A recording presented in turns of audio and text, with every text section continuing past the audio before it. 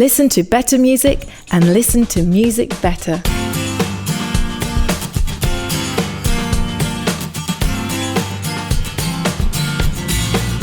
Welcome to TrueTunes at 45 RPM, the short-form version of the ongoing conversation you'll hear on the TrueTunes podcast and in the digital pages at truetunes.com. And now your host, John J. Thompson. Welcome back to another episode of TrueTunes at 45 RPM. I invited my good friend, singer-songwriter and visual artist Chris Taylor to join me for the Jukebox segment of the Bruce Cockburn episode of the TrueTunes podcast. We took turns reflecting on some of the Cockburn songs that have meant the most to us, but that were not necessarily among his biggest hits. I hope you don't miss the main conversation, but we talked so much that we just could not fit it all in the final show. So what you are about to hear is an outtake that also acts as a kind of teaser for the main show. So join me now in the virtual TrueTunes interview suite as Chris and I talk Cockburn. First up, our guest with the A side. So what's your next song here? What are we going to do next on your list? What is my next song, actually? It's Loner. Loner. I had a feeling. I had a feeling that's what it was. I remember making a list and not knowing which order it finally came out in. My next song is Loner. Nice, from Inner City Front in 1981. Down at the bus station, shark grins and sandpaper conversation,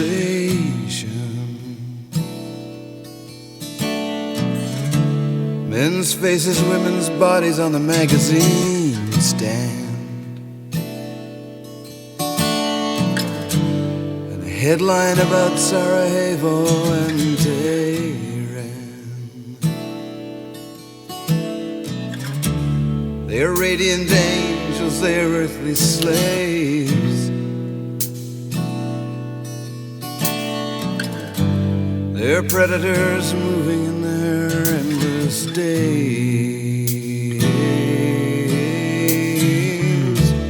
Days of striving, nights of Novocaine.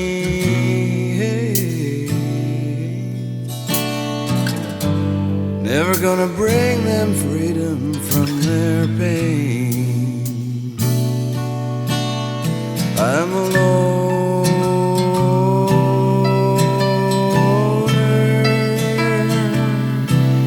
with a loner's point of view.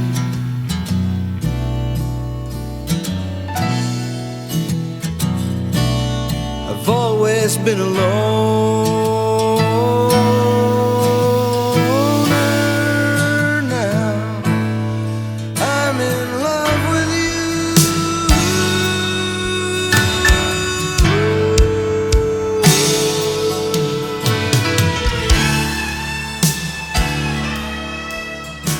So what is it about that song that jumped out at you? Well, first of all, I have to say anybody that can create a masterpiece of feel in 7 minutes and 44 seconds is after my own heart. I'm a big fan of lengthy songs to get lost in, and Cockburn sets the stage here. Down at the bus station, shark grins and sandpaper conversation. I mean, what an opening line! What an opening line! Hugh Marsh on the violin just takes this song to another level. To me, it's like both heartbreaking and almost like a spiritual experience at the exact same time. I can get lost in this song. Being a kid, falling into Cockburn's music, there were so many times I was just lost. I was over my skis. I had no clue what he was talking about. And so I had to go to people and say, hey, can you tell me what this means? Or I'd go to the library and look stuff up. And man, I miss those days. I miss when a songwriter is pushing you to learn something. And this song has that French verse in it. And I just remember thinking, what is he saying? There's a code in there. He must be saying something really secret. And I found somebody who could kind of translate that for me, that he's basically in that line saying, you touch me like the pressure of stars in the darkness. Yeah. And I thought, what?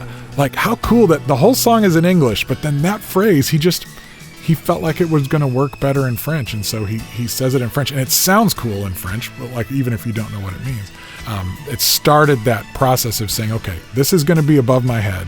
and I'm going to have to work for this, but the reward is going to be worth it. Yeah. Oh my goodness. It's so true. And it's so funny because my whole life I've felt like the loner. I was doing a little podcast for my Patreon people, and Steve Hindalong graciously wrote this little song for me. And he called it, he said, Chris Taylor's the lone wolf from the hills of San Antonio. So even Steve Hindalong, who we don't really know each other super well, but even he saw it. And so it all boils back to, back in the 80s, connecting with this song as being a loner. I'm like, yeah, I feel it. I feel it too. But let's push a little bit on that. I love that the end of the chorus says, I'm a loner, and now I'm in love with you. Yeah. So it's like, I have this concept of myself as being a loner, and that's now got to be over, because what I need is people. I need connection. So it almost seems kind of like the image of the loner gets turned inside out. For sure. And now, yours truly with the B-side. On his Big Circumstance record in 1988, this is the year I graduated from high school, and I've been a fan of his for about 5 years at this point. There's a song on here called Gospel of Bondage that completely knocked me out. You read the Bible in your special ways. You're fond of quoting certain things it says. Mouthful of righteousness and wrath from above. But when do we hear about forgiveness and love?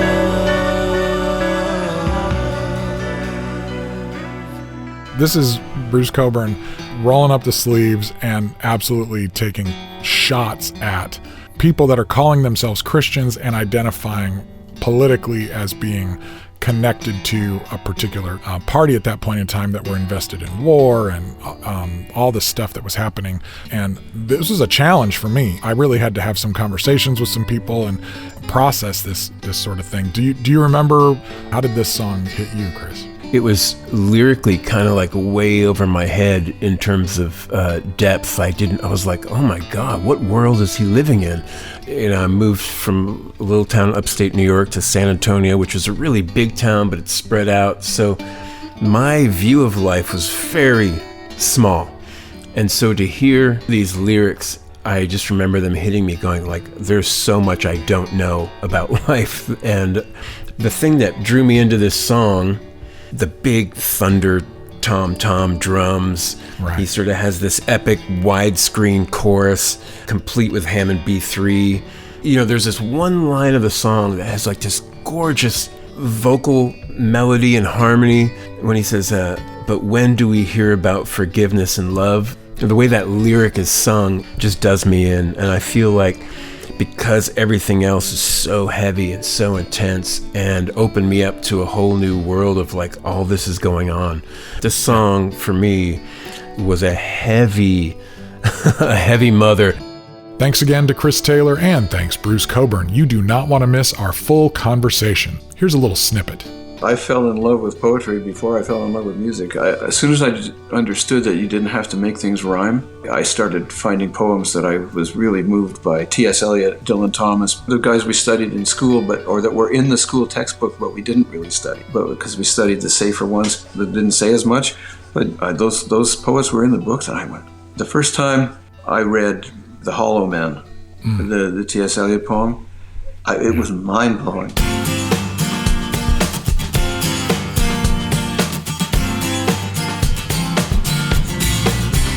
That's all the time we have today. The Runout Groove is coming up quickly. If you dig this show, please subscribe. Also, please leave us a review and a rating on Apple Podcasts. Make sure to subscribe to our email list at TrueTunes.com and follow us on Facebook at TrueTunes Now. You can find me on Twitter at John J. Thompson and on Instagram at TheOnlyJJT and at TrueTunes Music. You can support this show through our patreon.com/TrueTunes community or via a one-time tip linked on the show notes page. We also have a new merch store, Threadless, that you can check out. Please tell your friends about the show, post it on your socials, and let us know what you think. True Tunes at 45 RPM is produced by John J. Thompson and Bruce A. Brown for Gyroscope Productions and is intended for the private use of our listening audience.